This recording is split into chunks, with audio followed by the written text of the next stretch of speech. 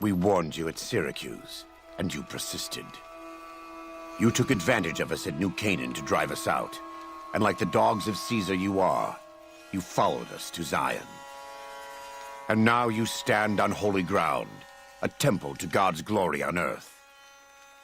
The only use for an animal in our temple is sacrifice. Kale wachene conserva o.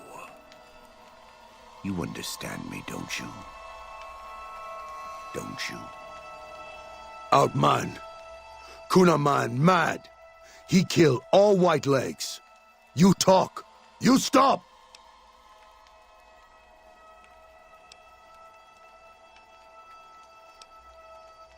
Him hear you. You talk. Don't listen to this thing. His cries are those of a mad beast caught in a thicket. He gave no mercy to my family, and I will give none to his.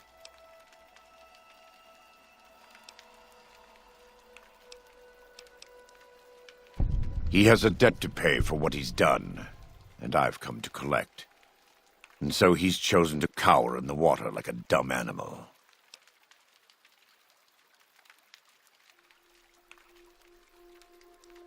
I want to take from them what they took from me, from my family. In this life, I want them to suffer. I want all of them to die in fear and pain. I want to have my revenge against him, against Caesar. I want to call it my own, to make my anger God's anger, to justify the things I've done. Sometimes I tell myself that these wildfires never stop burning. But I'm the one who starts them. Not God. Not them. I can always see it in my mind. The warmth and the heat. It will always be a part of me. But not today. Go. Get out of here. Go back. Back to the Great Salt Lake.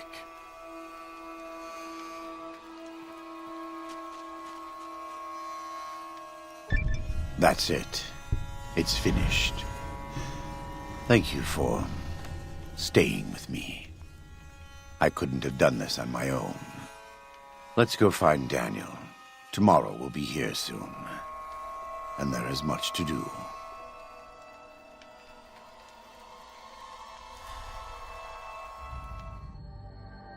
And so it was that the conflict between the New Canaanites and the Whitelegs was finally resolved. The courier's involvement had tipped the scale, shifting the fragile balance of power. Demoralized by the Dead Horse and Sorrow's attack the courier and Joshua Graham led against them, the Whitelegs retreated to Great Salt Lake. Their days were numbered. Word soon reached the 80s tribe that the Whitelegs' spirit was broken, their war chief a dim shadow of his former self. By year's end, the 80s would overrun the Whitelegs camps, scattering the tribe to the winds and claiming the Great Salt Lake for its own. The Sorrows fought beside Joshua Graham and the Dead Horses, eradicating the threat the Whitelegs posed to Zion. Seeing the courier convince Joshua Graham to spare salt upon wounds, the Sorrows learned that retribution could be tempered by mercy. Though he despaired at the Sorrows' loss of innocence, Daniel took some small consolation in the courier's lesson and prayed it would take root. Having helped eradicate the Whitelegs from Zion, the Dead Horses returned to Dead Horse Point in triumph. They remained neutral toward the Sorrows, but as years went on, there were periods of competitive friction, even violence between the tribes. The New Canaanites, Daniel especially, intervened regularly as mediators, but found it difficult to reconcile the tribe's conflicts. The defeat of the Whitelegs in Zion marked a turning point in the fortunes of the Happy Trails Caravan Company. Every 2 months, the caravan met with the New Canaanites in Zion Valley to trade. Happy Trails soon returned to prosperity.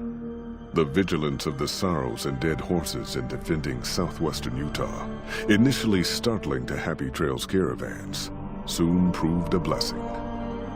The tribes united against the 80s, driving them back from Highway 50, and thus opening yet another trading route for Happy Trails caravans. Follows Chuck took the courier's words to heart and decided that he would behold the sights and sounds of distant lands with his own eyes and ears. After returning to Dead Horse Point, he quarreled with his family and other tribe members about his ambitions.